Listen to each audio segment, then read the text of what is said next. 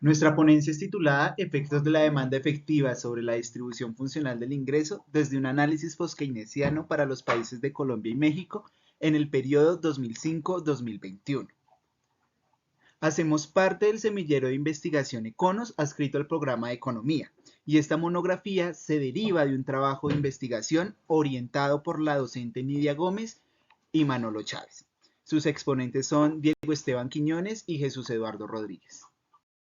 Como pregunta problema tenemos, orientada a la línea Estado, Sociedad y Cultura, ¿cuáles son los efectos de la demanda efectiva sobre la distribución funcional del ingreso para Colombia y México en el periodo 2005-2021? Con el motivo de dar respuesta a nuestra pregunta problema, nuestro objetivo general es analizar los efectos de esta demanda efectiva sobre la distribución funcional del ingreso desde una postura post-keynesiana para Colombia y México en el periodo 2005-2021. De modo que, para lograr esto, debemos caracterizar la relación entre las variables de la demanda efectiva y la distribución funcional del ingreso para Colombia y México. Debemos establecer la endogeneidad de la distribución funcional del ingreso frente a estas variables de demanda efectiva y por último debemos identificar las variables de demanda efectiva que explican a la distribución del ingreso en Colombia y México.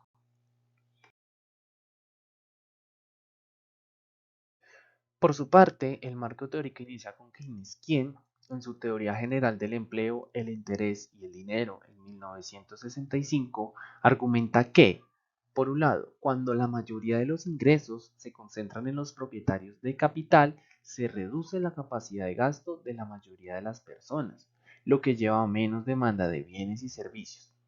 Esto puede resultar en desempleo debido a la disminución de la demanda. Además, la falta de inversión en la economía puede perpetuar esta desigualdad y afectar negativamente a la distribución del ingreso, ya que los beneficios se acumulan principalmente en manos de unos pocos.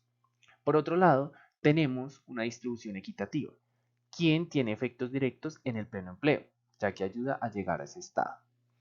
Por otro lado, en la función de consumo es curioso, Keynes argumenta que cuando la propensión marginal a consumir es alta, el efecto multiplicador de una distribución más equitativa es mucho mayor que si no lo fuera.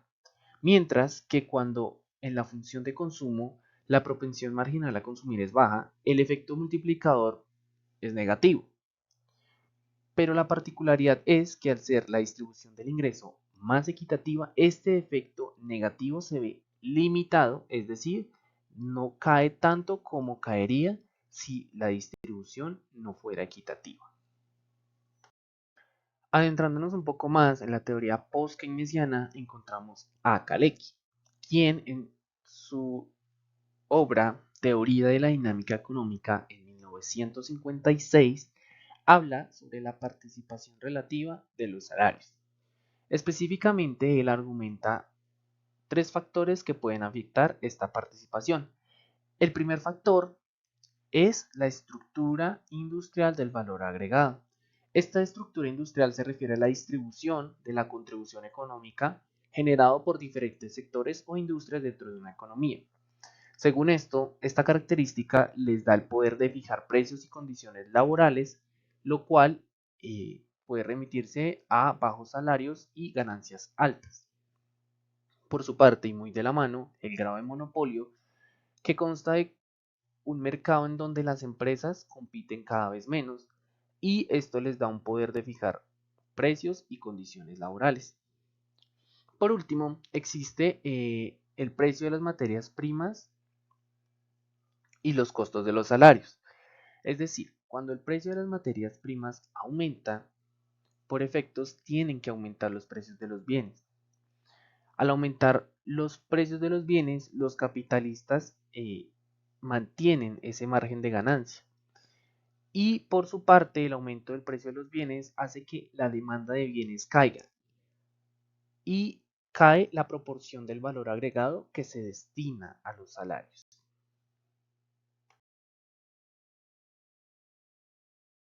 Dentro de la revisión de literatura o antecedentes se han seleccionado estos tres escritos de la variedad de autores que se encuentran dentro del trabajo de investigación. Como primero tenemos Endogeneidad de la distribución funcional del ingreso en Colombia por Nelson Chávez, Jorge Vigoya, May Pedraza y Nidia Gómez. Acá ellos analizan la distribución funcional del ingreso para Colombia en los sectores económicos, teniendo como base la corriente de pensamiento post-keynesiana y logran determinar la endogeneidad de la distribución usando la metodología de la prueba de causalidad en el sentido de Granger. Estos autores concluyen que los planteamientos post-keynesianos se pueden evidenciar de manera parcial en el caso colombiano, debido a los resultados obtenidos en el test de causalidad. Estos autores afirman que dicha distribución dependerá de la productividad del sector y la necesidad de obtener un mayor beneficio en cada uno de ellos. Como segundo tenemos la distribución funcional de la renta y su papel en la explicación de la desigualdad. Este es un trabajo desarrollado por Maura Francés y Carlos Mulas Granados para el Fondo Monetario Internacional. Acá analizan la distribución funcional del ingreso y su papel en la explicación de la desigualdad. Tienen como base la disminución participativa del trabajo en la renta y el incremento que ésta produce en la desigualdad. Ellos encuentran que los altos niveles de desigualdad en los ingresos están determinados en mayor proporción por la dispersión salarial que por los salarios en la renta, lo cual es asociado a la creciente globalización financiera y la disminución de la sindicalización empresarial, y al tener una figura de Estado mucho más pequeña. Como tercero tenemos la demanda agregada, grado de monopolio y distribución funcional del ingreso en Argentina, desarrollado por Panigo, Toledo y Bona en 2007. Ellos analizan la relación entre la demanda agregada y la participación de los asalariados en el producto de la economía argentina durante el periodo de tiempo entre 1974 y 2005. Se explora la influencia del grado de monopolio en dicha relación. Ellos utilizan modelos de vectores autorregresivos VAR y con un enfoque de impulso-respuesta. Además, se utiliza un proxy basado en la movilidad intersectorial de capitales para medir el grado de monopolio en la estructura económica. Por último, se tiene la metodología, la cual consta de dos partes. La primera es la causalidad de Granger, que determina si una serie de tiempo o variable, en este caso de demanda agregada, pueden predecir o influir en otra serie de tiempo, que sería la distribución funcional del ingreso. Las variables seleccionadas de demanda agregada fueron la inversión privada, la balanza comercial, el Producto Interno Bruto, el gasto público, la tasa de interés de colocación y pues la variable de interés, distribución funcional del ingreso. Continuando y luego de haber hecho la causalidad de Granger, se especifica un modelo VAR. El modelo VAR se usa ya que las variables económicas o macroeconómicas suelen estar interconectadas. Esto quiere decir que pueden influenciarse mutuamente. El modelo VAR nos permite tener esas relaciones independientes para saber realmente qué variables de demanda agregada me están afectando a mi distribución funcional del ingreso sin que tengan ruido de otras variables. Como resultados de esta investigación se obtienen unas gráficas de impulso-respuesta que reflejan que ante un choque positivo en cada una de las variables de demanda agregada, qué efecto tienen sobre la distribución funcional del ingreso. Se han escogido las variables de inversión y de Producto Interno Bruto Real para ambos países debido a la estrecha relación que poseen con los postulados post-keynesianos, que afirman que la inversión, que ante un aumento en la inversión, debe mejorar la distribución funcional del ingreso. Y esto, a su vez, debe traducirse a la producción. Por eso, estas dos variables. En el caso de la inversión para Colombia, se evidencia la influencia negativa de esta mucho más marcada en el primer trimestre, superando una desviación estándar de los menos 5 puntos, en contraposición al observado en México, donde el impacto en el primer trimestre es menos acentuado y se sitúa por debajo de los menos 5 puntos de desviación estándar. De igual manera, en el caso de Colombia se registra una recuperación más rápida a partir del segundo trimestre, alcanzando un aumento de 5 puntos en la desviación estándar, pero con notables oscilaciones que culminan en su estado estacionario en el trimestre número 14. En contraste con México, la recuperación a partir del segundo trimestre es mucho más gradual, alcanzando solo un punto de desviación y experimentando oscilaciones menores a lo comparado con Colombia, hasta que encuentra su estabilización en el trimestre número 11.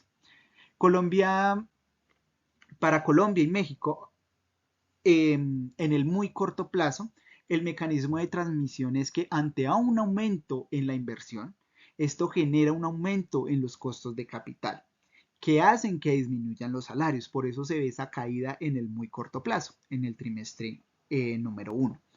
A medida que la dinámica del tiempo va ajustando las variables, encontramos que un aumento en la inversión genera un choque positivo, una respuesta positiva en la producción que se traduce en mejor empleo, en más empleos y mayores salarios.